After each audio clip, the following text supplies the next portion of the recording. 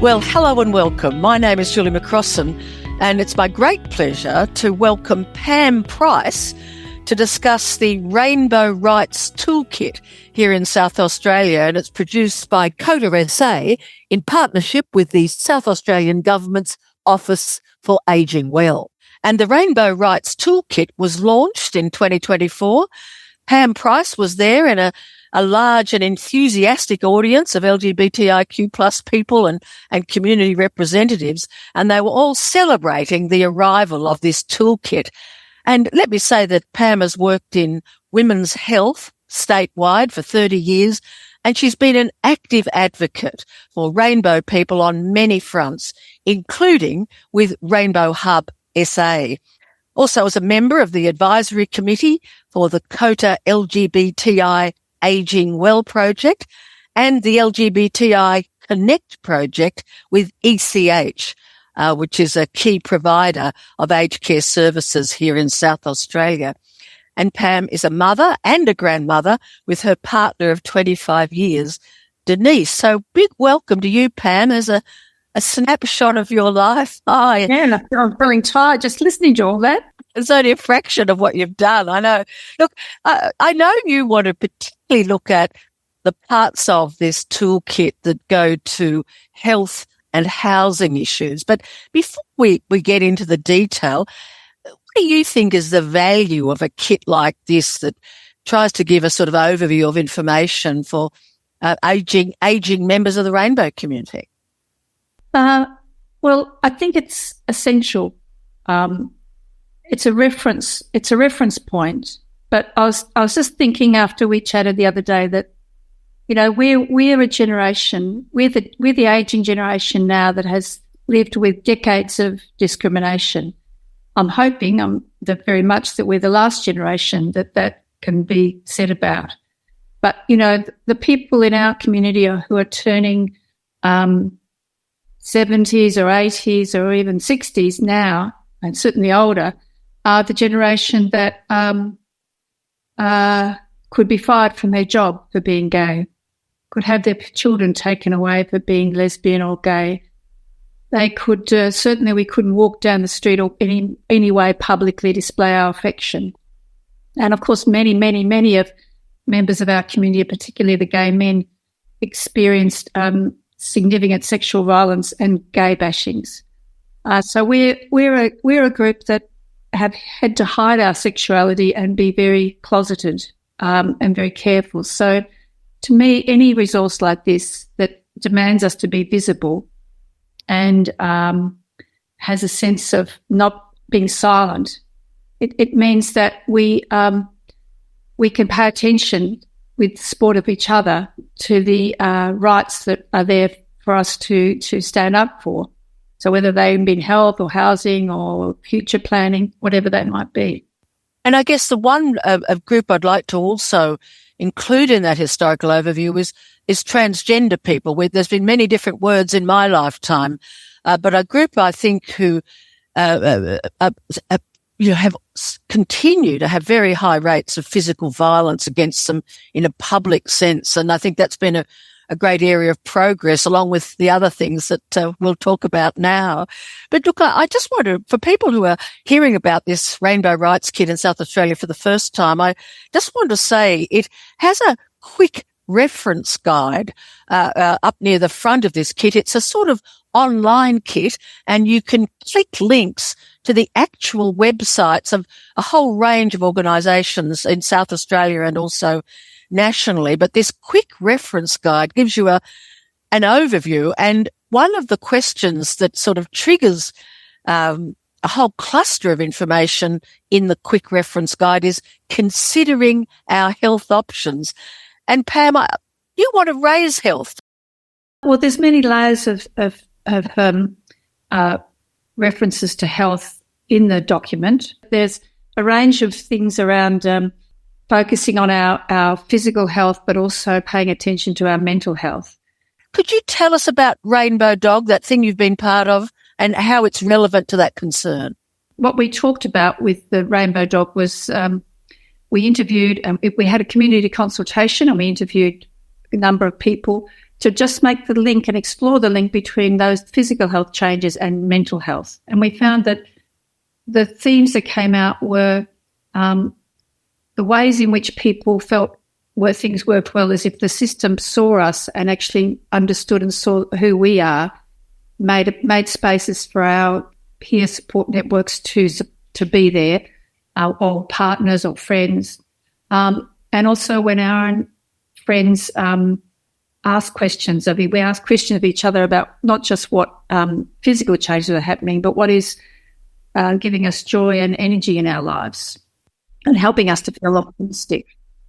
And can I say that I know that Chris Davis was very active in this Rainbow Dog Project, looking at physical and mental health and it demonstrated her great commitment to creating spaces for people to express their authentic voices. And very sadly, Chris Davis, who was with us at the launch of this Rainbow Kit, has subsequently died. Can you just tell us a little bit about her to mark her passing? Because she's been a great advocate here in South Australia. He very much has. Thank you, Julia, for mentioning Chris, because she was at the heart of the Rainbow Dog work.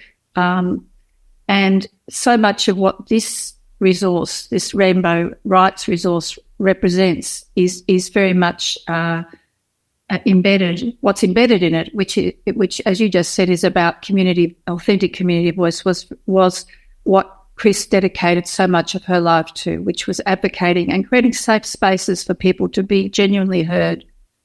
She was a brilliant thinker and a strategist, and we will miss her enormously in our Rainbow Hub work. We just had a meeting with somebody yesterday, and the three of us were going along to this sort of strategic meeting. We said, we know that if Chris was here, she'd think this and that, and she'd think things we haven't even thought of. And so we know that there's an enormous space for us, and she was a very bright light in the LGBTI community. It's a wonderful thing to be missed. Just before we move on, I'll just say I understand she was terribly good at writing submissions, and that sort of writing, which is such a critical skill, isn't it? Particularly in the non-government sector. And she'd assisted funding. But look, just staying with health, I know a big interest of yours over the years has been advocacy for HIV positive women. And I think there are some links in the Rainbow Rights Toolkit in South Australia to organisations like SHINE, and is it SAMESH, if I pronounce the acronym? Can you tell us why is it important to focus on HIV positive women? HIV positive women, I was involved with a project with an HIV positive woman that we ran from Women's Health for 20 years. And it's still been the only project in South Australia focused on HIV positive women. And the challenges for women, as it's a microcosm of how the invisibility of women and women's concerns across the board. For HIV positive women, there are always going to be a much smaller number of the HIV positive community, and so there are often many things around the ways in which HIV is approached is very male dominated, whether that be the sorts of treatments and the level of treatments in terms of the drug regimes or whatever. And so the project, and very much the women that became a very stroppy group of women that we loved, they supported each other. It was a peer support process and peer support connections. Look, fantastic. And Thorn Harbour Health, there's a connection in the kit to Thorn Harbour Health, very important with mental health support. Why did you want to highlight that connection in the kit? Because they do the mental health work, definitely, but they also work very strongly in the HIV sector, and will make sure that there's opportunities and spaces for HIV positive people to, along with SAMESH, they are the one community-based organisation around HIV that's left in South Australia. And that's a space for HIV positive people to feel safe and to connect with each other. It's critical for that connection to happen. Well, look, let's turn now, Pam, to housing, because I know that that's another area highlighted in the Rainbow Rights Toolkit here in South Australia that you really want to focus on. And you're particularly interested in the section that comes under overcoming discrimination. And I should say that there are 4 areas covered in the kit: planning ahead, overcoming discrimination, health, and also housing. And there's a link to the statement on the rights and freedoms of older South Australians. And you're keen as mustard that everybody has a click and looks at it. What's this statement about, and why is it important? Well, in terms of housing, what we need to pay attention to the general the rights that are mentioned that we can then stand up for our community. So, for example, the right to live in secure, safe housing. And there is a document link within the resource that is around a link to finding LGBTI inclusive home care packages. And there's another resource that says 10 questions you need to ask if you're looking to either navigate my aged care and hopefully have a home care package, or go into residential care support. Each of those things is a process that there's been a lot of thinking about, and many national bodies have, like the 10 questions to ask resource is a very helpful one, because it then starts you to think about how is this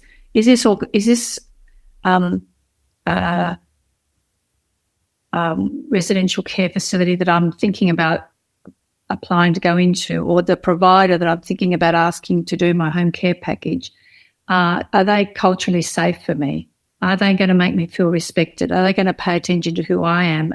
Or do I have to? So often as we age, I've heard it so many times, older people going back into the closet.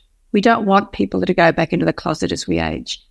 We know that we want people to age with pride. We want people to age with strength. We want people to age with a sense of keeping their sense of identity and who they are. And so we're looking to, when we're thinking about housing in particular, and also in health, when we're looking for service providers, we're thinking about, are they seeing me? Are they seeing who I am in the world? And what's critical there is the rainbow tick. And I know that's something that you've been involved with because of your one part of your work was with ECH, this major provider of aged care services. And the rainbow tick is critical. I think Elder Care and ECH have it in South Australia. Can you explain just briefly the significance of the rainbow tick and why people should look out for it? Well, it's a very comprehensive accreditation process that the organisation has to review every 3 years. And the thing that is critical about it is it's not just a dynamic group of people within that organisation who think, this is a great thing. We need to make our organisation accessible to LGBTI community, but because the whole organisation has to be inclusive. They have to pay attention to the language they use, the accessibility of the services, the ways in which the images they might use, the ways in which people are seen and supported within that organisation. It's an incredibly comprehensive accreditation process, and I think many of us are wanting more and more aged care providers, whether it's supported home or residential, to get that tick. I just want to ask you too about women's safety and access to counselling, because I think you want to draw people's attention to Relationships Australia and support that can be gained there by Rainbow people. What is this safety issue and the psychological safety you want to emphasise? Well, there's a couple of organisations that they do strong links to within the document that we do, which is around, as you said, Relationships Australia and all the women's safety services. There's a link there. I think it's about that a resource like this is useful if it can link to services when things are not going well. And so that there's, whether it's about safety whether it's about elder abuse and that issue like that, or whether it's within our relationships around safety, and counselling at Relationships Australia, they've been working in the LGBTI sector for a very long time, and have a range of different projects. And certainly, I'd very much refer to them for counselling support. And it's one of the things that came up strongly in our Rainbow Dog work is the importance of, or the value rather, of peer connection and supporting each other and being visible to each other.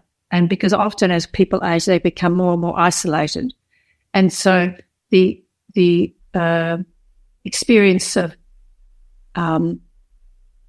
making some of the connections that are in the Rainbow Rights book is that you're going to meet up with other people who are thinking and dealing with similar challenges. Look, before I leave you, I wanted to just ask you a little bit more personally, how you're working to have the best possible older years, your own approach to aging. And you mentioned that idea of aging with strength and aging with pride, I think is important to you. And you had a really sudden health issue, a brain aneurysm, a blood clot in your brain. And how has that reinforced your commitment to sort of active fitness and community engagement? Because you've had this sort of health shock we all worry about. Yes, it was, well, as you said, it was totally out of the blue about 4 or 5 years ago. And what happened was that there was an aneurysm on my brain, which I had no idea about, and it hemorrhaged. And so it was quite a critical emergency for quite a few weeks. And I think the thing that was solid for me that then continued to resonate was the importance of my health and well-being and my fitness. So I had been fit before that happened. And if it was said once, it was said 100 times by the health professionals that looked after me and cared for me during those weeks and months later. It was that my body being fit and well made all the difference to my recovery. And I totally believe that. And so what I've continued to do, and that's very important to me, is to continue to give my body the best chance by keeping healthy and well and fit. And I suppose the other thing that's critical for me is keeping connected, keeping socially connected. I think that we know that makes all the difference around how well we age, so we become less isolated. For me, that's around continuing my political work and all the things that we're talking about today that resonate with me, and finding ways to keep the doors open rather than closing. And I think you're particularly interested in staying connected to younger people. Why is that? Well, I have 6 grandchildren, and they keep us very engaged with the youth. And it was a great joy to me. The other night we had the Pride March, and really the Pride March, the energy of the Pride March keeps going because of so many younger people that are there celebrating, being joyous. And, but the connections between all the different generations is just, it's very vibrant. And they want to hear our experiences. But, so many people, there was an older trans woman that I was walking with, and she said to me, this is her first Pride March, and she spent her whole life living with fear and being isolated because of that. And so then for her to connect up and talk to some of the younger people, it was magic, It is magic. That is so great. Look, Pam Price, our time is up, and I just want to thank you so much for coming to the launch of the Rainbow Rights Toolkit in South Australia and for being interviewed today about your own thoughts and feelings about the kit. And I do want to say, if you wish to see the kit, and we urge you to have a look at it, if you go to the COTA SA website, COTA, C-O-T-A is Council on the Aging, but COTA SA, or if you just Google Rainbow Rights Toolkit South Australia, all the legal information that's in it is, of course, relevant to South Australia. So if you're looking at the legal aspects of it, make sure that you check your own jurisdiction in Australia or wherever you are in the world.